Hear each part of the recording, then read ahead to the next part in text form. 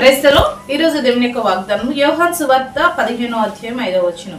ఎవడు నా యందు నిలిచిండునో వారు బహుగా ఫలించును. దేవుడి వాక్యం దీంచును గాక. ఆమేన్.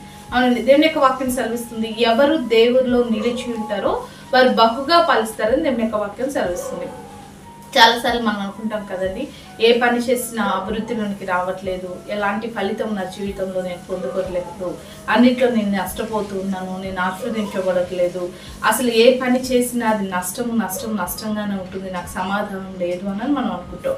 కానీ నీకు సమాధానం రావాలన్నా, నువ్వు తలపెట్టిన ప్రతి పనిలో కూడా లాభం రావాలన్నా, నువ్వు ఆశీర్వదించబడాలి అన్నా కూడా నువ్వు దేవుళ్ళు నిలిచి ఉండాలండి. ఎవరైతే దేవుని యందు నిలిచి ఉంటారో వారు బహుగా ఫలిస్తారంట.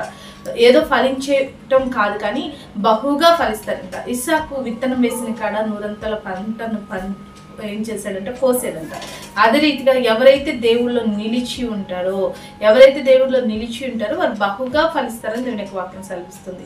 ఫలించాలని అందరికీ ఉంటుందండి. అలా ఫలించాలి అని అంటే నువ్వు దేవుళ్ళో నిలిచి ఉండాలి.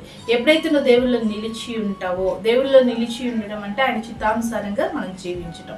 ఎప్పుడైతే దేవుని చిత్తానుసారంగా మనం జీవిస్తామో అప్పుడు దేవుడు మనల్ని బహుగా ఫలించే ఒక పంటను దేవుడు మనకి కలుగచేస్తాడు. కాబట్టి మనం బహుగా ఫలించే వరంగా, ఆ ఫలాలు దేవునికి ఉపయోగపడేగా, ఆ ఫలాలు అనేకులకు ఆశ్చర్యకరంగా, మనకి మేలుకరంగా ఉండులాగా మనము దేవుని యందు, దేవుని ఆజ్ఞని యందు నిలిచి ఉండి దేవుడి చేత అన్ని విషయాలు ఫలితం అట్రాదిగా ఫలభరితమైన జీవితం ప్రతి ఒక్కరికి దేవుడు అనుగ్రహించును గాక.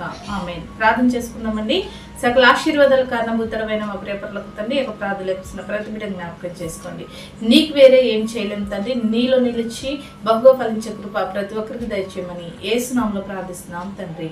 ఆమేన్.